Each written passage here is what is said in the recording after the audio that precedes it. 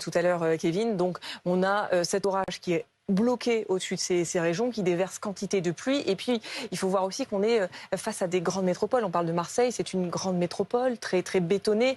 La préfecture ne pouvait pas prendre d'autres décisions que de reporter la rentrée à demain? Clairement, on est sur un principe de précaution qui est mis en œuvre parce qu'on a un historique. Cet historique qui date du 8 et 9 septembre 2002.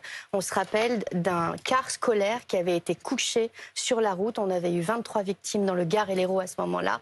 Et donc, on a en tête à quel point on est extrêmement vulnérable durant ces tranches horaires, que ce soit à partir de 17h au retour du travail ou que ce soit le matin. Donc, une des premières décisions qui se prend en cellule de crise préfectorale, pour y avoir été pendant des années, c'est le fait de valider ou non le transport scolaire qui doit partir parce que c'est un danger, une vulnérabilité qu'on va chercher à protéger.